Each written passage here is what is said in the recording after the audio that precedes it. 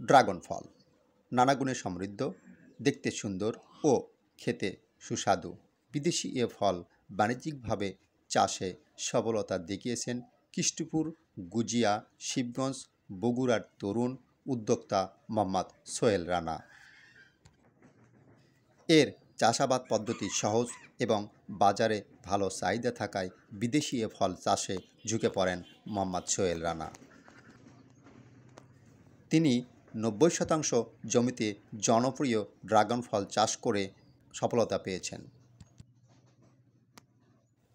চাষি সোহেল রানা জানান, নিজেকে একজন সফল উদ্যোক্তা হিসেবে গড়ে তুলতেই দেশের মাটিতেই বিদেশি জাতের এ ফল চাষ শুরু করেন তিনি।